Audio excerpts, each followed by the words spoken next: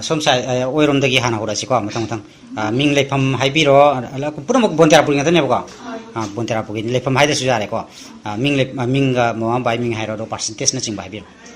ai mami thokchom manjali chano ko we akhoi bagi mami na thokchom manjali singa magi mami na thokchom binara ni singa ai percentage na 61.33 adi total mark na 368 Kalandi. Ay mamingna sinam Rosini Devi, babai mamingna sinam Vimal Singha, and mamai mamingna sinam Rajmani Singha. Ay percentage na 70.33 and ay total mark na 422. Matang. Bagi mina wajina yengkom tina Singha. Babai mina yengkom Tarun Singha. Mamai mina yengkom Ninabi Singha. Ay percentage na 71. Ada total mark na 430. Matang haro. Ay ming surakhabam Elina Singha, ay mamagi mingna surakhabam sana Chahigi Singha, ay bagi mingna surakhabam Ramjan Singha, ay metric ta mark 415 bagi percentage na 69.1. Ay mingna Laishram Arpana Singha, akhoi bagi mingna Laishram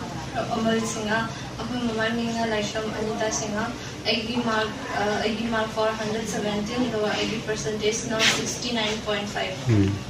Ay maming Abhijam Chanchan Singha Kawi, ay papagi minga Abhijam Chandra Singha Kawi, ay mamagi minga Chandrajini Singha Kawi, ay Bantarapur High School lagi pass Garapani, ay haki percentage 61.5, ay haki total mark na 381.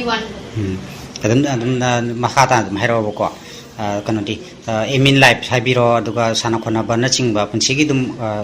satra ringi punchi je matiam tan share tabi ai emin life se makili ai khanjadri ai second year ki pass proga ni result ki matungina ai dum tawe khali adwa ai hana bona ba sidi ai job di awe ga exam darakte school ki matamda dum khara sanare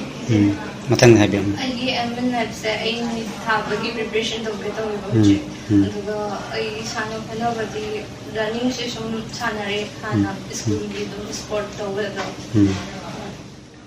kiting law na haji ko ko ka mi jam ni na microphone se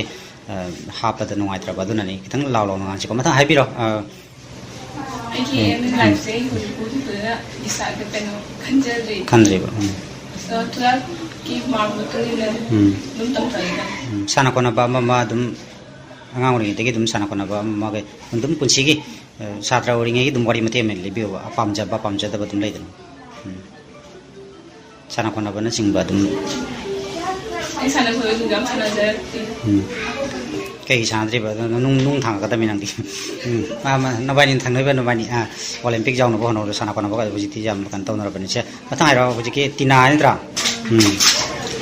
again in life the after H.S.L.C Exam laraga school ji thai ka aduga school life ka sana kana ba yam jan do dede matang di ai emin life ai hospital ki phazina adum khangri hali higher secondary lower ga adum result na paraga ba taraga de adum low tam lagi pai da sana kana ba isai di anga we ni di adum tawre ni school ki sports kai kar so adum kai mo ko ni di running kai grada adum first prize kai galamri adum ga so project ti adamna ke na taw gidre ni corona na kai gra we daga adi maram oidna su and hujik ni sana kona ba se kya chauksandre ba ko matang di sana kona ba so ai biro emin life sai biro ai emin life se ai khango di ado confirm da dre han hai ai se ski ka kari khalamina ba hujik ai se ai ga higher secondary gi teacher we ni ai phasana di confirm da dre hai na pai ka su kai dem khan di khan ga da bani ko adidi message ti kari bibiningi ngang sing to metric pass trok pangatani na kitang metric pabugi manungsi kamaina tawi sothagi ba soigi ba adai mark na chingba myama su akoi gi pel hoda ba asing matang da di kana kana thoi akoi aina mark su khungri mi mark na su khata pire i kai ba di kana kana jawi noi tarujida am ta jaw de ko kari message bibiningi haidi soi ba lai dana soi ki dana fajana ka result se position mak laudra ka su yam fajana pass trok bain leina adu ka do lawbo ngam hogda bagi kari pen da ba kalai ni na tar ta lai fajana hena param tar ga di du jaw ga da bani kai na ꯑꯩꯈꯣꯏ ꯍꯥꯏꯗꯤ ꯑꯩꯈꯣꯏꯅ ꯀꯩꯅꯣ ꯍꯧꯖꯤꯛ 10 ꯊꯥꯔꯤꯁꯦ ꯍꯥꯏꯗꯤ HSLC ꯊꯥꯔꯤꯁꯦ ꯍꯥꯏꯗꯤ ꯑꯩꯈꯣꯏꯒꯤ 9, 10 ꯐꯖꯅ preparation ꯇꯧꯒꯗꯕ ꯃꯇꯝꯗ ꯍꯥꯏꯗꯤ ꯀ꯭ꯂꯥꯁꯦꯁꯁꯨ ꯐꯖꯅ ꯑꯣꯏꯍꯧꯗ꯭ꯔꯦ ꯀꯣꯔꯣꯅꯥꯅ ꯃꯔꯝ ꯑꯣꯏꯗꯨꯅ ꯍꯥꯏꯗꯤ ꯀ꯭ꯂꯥꯁꯦꯁꯁꯨ ꯐꯖꯅ ꯑꯣꯏꯍꯧꯗ꯭रे ꯑꯗꯨꯅ ꯍꯥꯏꯗꯤ ꯇ꯭ꯌꯨꯁꯟ ꯀꯩꯀꯥꯁꯨ ꯀꯣꯔꯣꯅꯥꯅ ꯃꯔꯝ ꯑꯣꯏꯗꯨꯅ ꯐꯖꯅꯁꯨ ꯀꯩꯅꯣ ꯇꯧꯍꯧꯗ꯭रे ꯑꯗꯨꯅ ꯑꯗꯨꯝ ꯌꯨꯝꯗ ꯈꯔ ꯍꯣꯠꯅꯖꯔꯒ ꯊꯥꯕꯅꯤ ꯑꯗꯨꯒ ꯍꯥꯏꯗꯤ ꯀ꯭ꯂꯥꯁꯦꯁ ꯐꯖꯅ ꯑꯣꯏꯔꯝꯕ ꯇꯥꯔꯒꯗꯤ हेना ꯍꯦꯟꯅ ꯀꯩꯅꯣ ꯇꯧꯒꯅꯤ जाम बजे कोरोना कोई नेचुरल कलामिटीज गुम्बा दे कोरोना गुम्बा सिना कोई सही अनि मुक्से कोई यामना वाबा लाइक लाइक सुदा यामना कोई चैथेंग अमा पीदना मसिनसु अचौबा पेंदबा मा मायउना हरेबा पुन्ना दुम हारगे कनाना खैदगी हेना मेसेज पिबिनिंगबगी वाखलोन फजबा जबा लगे दु पुन्ना हंगजलगे दु मथंग मथंग हंगदबिदने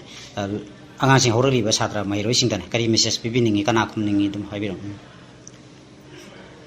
हेरो ने किसु कादे साम चला खुमो किसु कादे लाइक पाइए सुम बंगबादा पादबिदा जना खंगना पावे अतैदी अदुगा हाइदी लाइक पा मतमदा लाइक की पावे मतमदा पावा हाइदी याम अतोबा साइट हाइदी स्टार्टिंग दे की लाइक तो हाइदी खौगलपदे खखर पाबा दारदी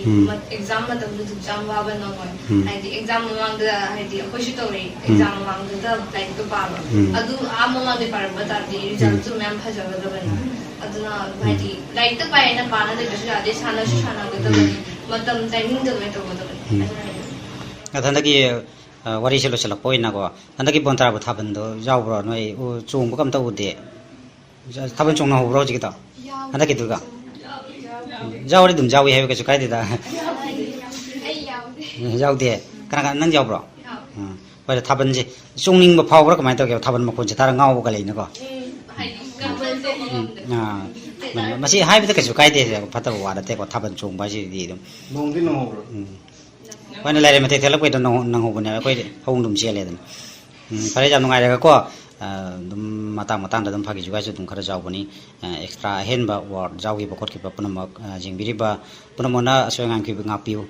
lakata ba isan jingji ki tungi punchi da hene na mai pa poi ba dun laksari ba kasar live amadi kasar dari gi make de gi wish to jeri punamak ta